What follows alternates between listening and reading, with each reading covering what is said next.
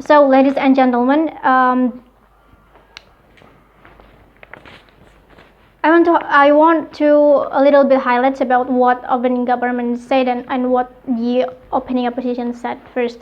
In the opening government, they said that, what they mean by aggressive is that publicly declare to not support and follow beauty standard, and also they told to us that beauty standard is that Korean beauty standard is accusing to the idols to be discriminated, and also there is a changing behavior if the beauty standard exists in the first place. So it is not true, because we cannot you cannot make someone to choose what standard they should choose. We know together that beauty standard for everyone is different. Like we can choose what beauty standard we need to have, and it is not their fault to have the beauty standard. It is not K-pop industry to have that beauty standard, because we're making them into a standard. And then in opening opposition, they said that the K-pop industry making a beauty standard as a new alternative of beauty standard. Well, it is not better too, because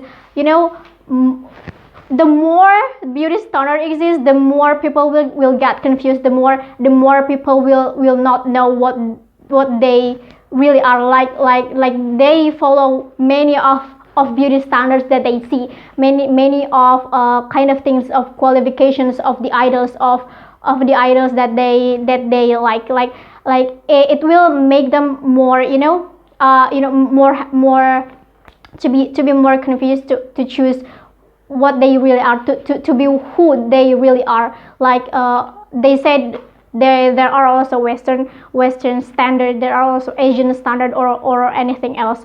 Even we are, as in Indonesian people, have beauty standard. So the more standard that they think it is a standard, the more people will get confused of who they are. And then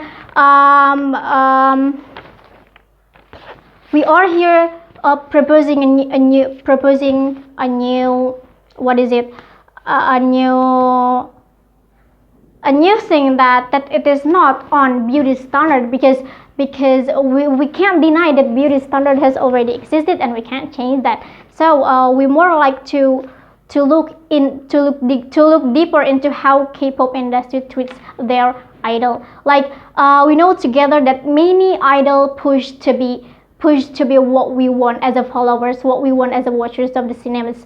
Like it is not because they want to be like they want to be. I know they are talented, I know they are capable in singing and in acting, and that is what they like, but in other aspects of the entertainment industry, it is not only because you are talented, it is not only because you are beautiful, it is not only because you can do something to entertain people, but also how to make them entertain. And it is also how the idols can get the people attention, can get the people's rewards, or can get the achievement of what they have done. So yes, again, it is not the idols' fault. It is not the idols.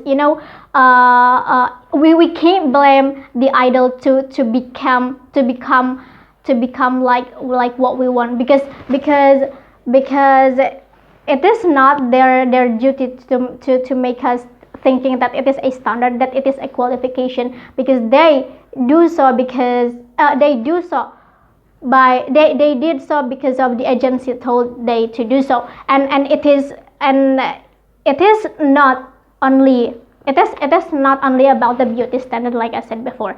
So in the opposition team, they said it is because the demands and ratings. And yes, it is true, because we making them to be what they are right now, like that beauty standard exists in the first place because we as a followers make them, and also the qualifications of the idol, because so the agency make them like that. And and what we need to look into is that we need to change our stereotype so that the K-pop industry use their idols more, more wise, more treat them like as a human being, as to make them live their life to make them live their life like they want, like if they are a singer, so they sing what they want to sing, not what people want to sing. And I know it will, like perhaps decrease the profit of the agency itself and the ratings itself. But as a feminist, it is life. It is not about gaining more money and gaining more popularity. Sometimes we need to have entertained ourselves to be happy, just like that. I mean, if the idols also accepting who they are and do what they want, I guess the fans, the followers also accepting them as themselves, not for the society wants themselves to be. And also the feminist movement, what movement here means, the feminists should take action to acknowledge people that there is a way to be talented, also beautiful, without taking everyone's mouth, like starting from changing our knowledge and acknowledge people that beauty standard qualification also, it is not the idol's fault. And also and yes, it is the agency, it is the people's duty to make them do what they want, and there will be no standard that stands in the top of them. So there will be others, there will be not a standard, but also the chosen of light that we have to choose. Further explanation will explain by the next speaker. Okay. Thank you very much. Okay, is this on? Okay. Okay, ladies and gentlemen, so basically what we have right here is pretty much an interesting debate. Regarding about the motion itself, that the House believes that the feminist movement should aggressively oppose the K-pop industry, in the current status quo is actually going to be implemented. Because of what? Before we stated into my statement and then continue my first speaker definition and argument into our statement, there are some things that I want to highlight first regarding about the statement delivered by the opening government and the opening opposition. So the opening government is basically have the same, we are pretty much have the same goal. We have pretty much have the same goal, the same main objective that we have right here, which is to propose feminist movement to the aggressively opposed to K-pop industry. Yes, we do. We are doing the same thing, of course. But the thing is that differentiate us is that we are rather to be focusing on the acknowledge the people, and then we are going to acknowledge the K-pop industry to make some changes so that the idol, so their idols, especially the women one, is that they have a very safe environment to work, and they have a very safe environment for their social life. So the statement that I really wanted to highlight is that they mainly speaking about the beauty standard of the K-pop, and then they mainly speaking about the glorification of the objectification of the idol and trying to make the ally with other movement. Well, I do think so that the current status quo of the glorification is true. But the thing that we have to see right now is that the K-pop agency doesn't really create the glorification for that. It's about the people who make the glorification. It's the people who make them viral. It's make them the glorification, objectification, so that the agency will do that same thing as well. So it doesn't really have the same capacity of the K-pop industry. So we do have to be wise on this. And then the second one is that trying to make an ally with other movement. Trying to make an ally with other movement, like the second speaker of the government said, is that we are trying to create another ally, like for example, the way of the LGBTQ, so that we can make a bigger movement toward the K-pop agency, that we can aggressively oppose the K-pop industry. Yes, it is an idea, it is a plan, but that is not a very wise plan. Because of what? Because it is in a different context. LGBTQ, they have to go with their own stuff, and then we, right here, with the feminist movement, we have to go on to do aggressively oppose to the K-pop industry. So that is for the opposing government.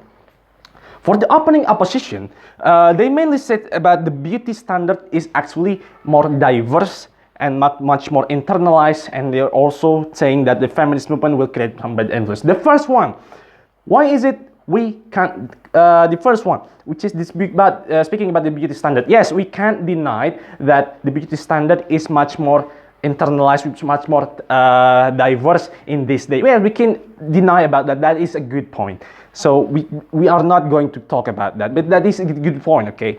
But the second one that bothered me is that the feminist movement will create a bad influence.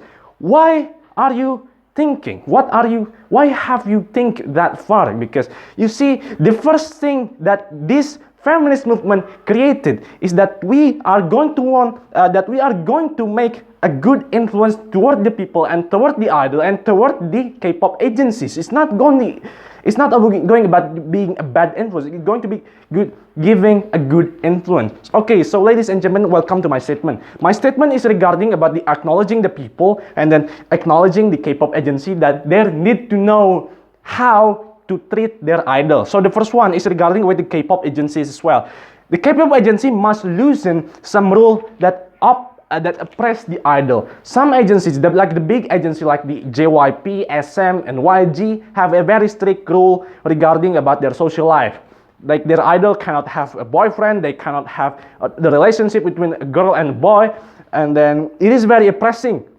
They cannot even have a simple relation between a mother and their parents. They can, but it's very strict, you know. They only have a very small times with that, and they cannot really have giving them a lot of fan service as well. So because of that, we are aggressively opposing that by losing some rules in that oppress the idol. Okay, so that is for the main point. That is for the first point. The second one is that we have to provide protection toward the idol. As we can see that Sasang is a very fanatical fans toward the idol. This is kind of things, this kind of people need to be acknowledged, because they have to know, they have to awake, they have to realize that idol is also a human being. They need some space for their own, they need some space for their private kind of thing, kind of activity. So that's why K-pop agency must provide protection toward the idol. I mean, this is the idol. I mean, like for example, Twice is the agency of JYP. JYP must provide a protection toward their idol as well. The same thing goes with Blackpink with YG and Red Velvet with SM. That's the same thing. We have to provide protection toward the idol, and that is very important. Especially in the same time, we have to acknowledge people regarding about this. Idol also a human being, so that's why we need to provide the protection like that. And then the last but not least is that we have to create a policy for the idol in which will create a conducive in situation in their work and their social daily life. Why we have to create a policy in there? The policy, what kind of policy? The policy is that like they can have a little bit much freedom in when they off the air or when they off in their social life, because I do believe that this idol have a very tight schedule. They are relentless schedule. You know, the K-pop industry is very relentless. It is about the survival. It's about the survival of the fittest. Yes, I do believe that. So that's why we have to create some policy in which that will create a good situation, the workplace for the idol and also the social life in their daily life. So because of that, like for example, Sulli